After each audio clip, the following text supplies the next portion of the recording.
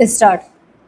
अध्यक्ष महोदय, हम सब इस बात को अच्छी तरह समझते हैं कि प्रशासन और प्रबंध चलाने में कार्यकुशलता का बहुत अधिक महत्व होता है।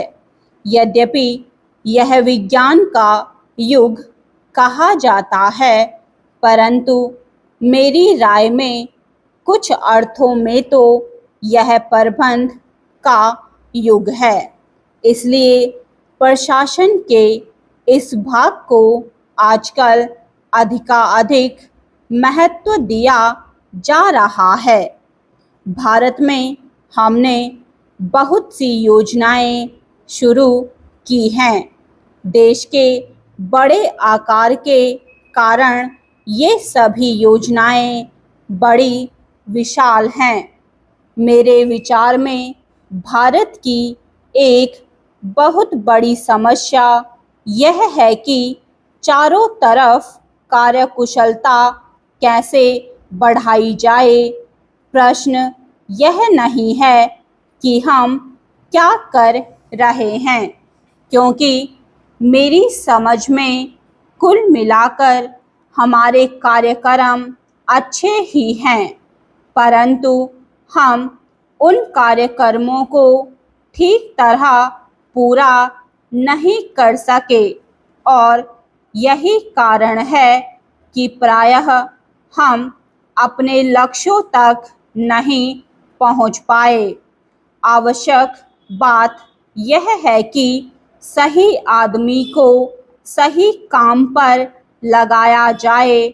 मैं समझती हूँ कि इसमें सफलता का एक कारण तो यह है कि सरकार के पुराने ढर्रे में विशेष योग्यता प्राप्त नहीं की जा सकती थी, या यूँ कहिए कि किसी विषय में विशेष ज्ञान प्राप्त करने की जरूरत भी नहीं थी, क्योंकि यह समझा जाता था कि एक आम प्रशासक सभी काम कर सकता है।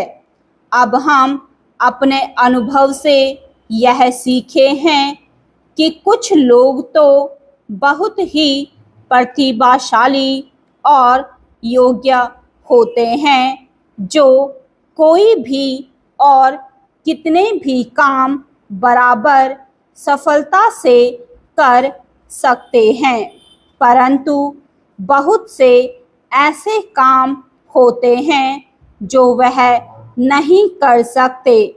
हमने यह देखा कि इस कारण से सरकार में और सरकार के बाहर भी हमें हानि उठानी पड़ी।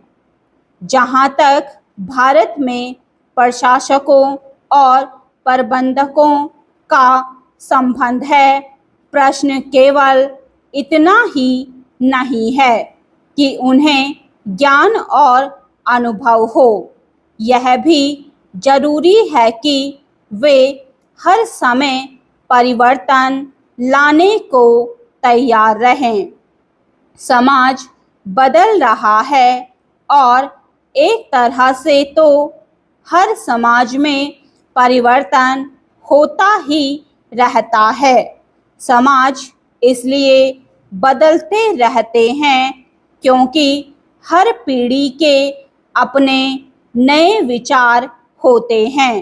भारत के बारे में तो यह बात और भी लागू होती है, क्योंकि अभी भी हम जागीरदारी व्यवस्था से निकलने और अगला कदम उठाने की कोशिश कर रहे हैं। अगला कदम चाहे कोई भी हो, हमने इसे उठाया नहीं है। सभापति महोदय, आपने अपने भाषण में संकेत किया था कि वैज्ञानिक को जनता के जीवन से अलग नहीं रखा जा सकता। मुझे आशा है कि जब आप वैज्ञानिक समस्याओं की चर्चा करेंगे तो इस बात को हमेशा ध्यान में रखेंगे। स्टॉप।